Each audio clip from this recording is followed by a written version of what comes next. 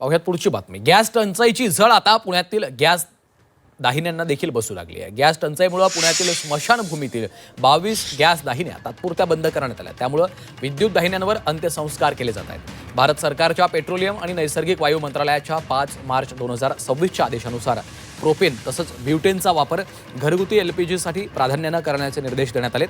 त्यामुळे गॅस तुटवडा निर्माण झाल्यानं पुणे महापालिकेच्या गॅसवर चालणाऱ्या दाहिन्या पुढचे आदेश येईपर्यंत तात्पुरत्या बंद ठेवण्यात आलेल्या आहेत।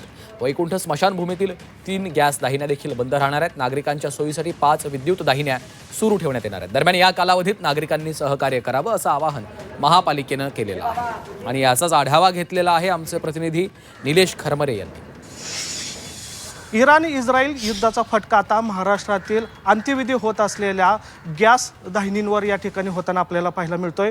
पुणे महानगरपालिकेने जवळपास 22 जे केंद्र आहेत ते या ठिकाणी आता बंद केलेलं आपल्याला पाहायला मिळतंय। मी आता उभा आहे पुण्यातील वैकुंठ भूमी परिसरात आणि या ठिकाणी आपण पाहतोय की जे गॅस दाहिनी युनिट आहे ते पूर्णपणे या ठिकाणी 5 दिवसांपासून बंद ठेवण्यात आलेलं आहे। खरं तर केंद्र सरकारच्या निर्णयानंतर महानगरपालिकेने हा निर्णय घेतलेला आहे। या ठिकाणी आपण जर बघितलं तर फक्त विद्युत आणि लाकडांचा सरण यावरच या ठिकाणी अंत्यविधी जे आहे ते पुणे महानगरपालिकेने सुरू ठेवलेला आपल्याला पाहायला मिळते। खरं तर हा या युद्धाचा फटका जो आहे तो आता अंत्यविधीला पण होताना आपल्याला पाहायला मिळतोय। आपल्या सोबत इथले ऑपरेटर आहेत, काय सांगताल? खरं तर आता या ठिकाणी जे गॅस दाहिनी आहे ती बंद करण्याचा निर्णय घेतलेला आहे, त्याचा किती परिणाम या ठिकाणी जाणवतोय आणि तुम्हाला काय आदेश आहेत? परिणाम तर जाणवतोयच आणि गॅसचा तुटवडाही कमी झालेला आहे।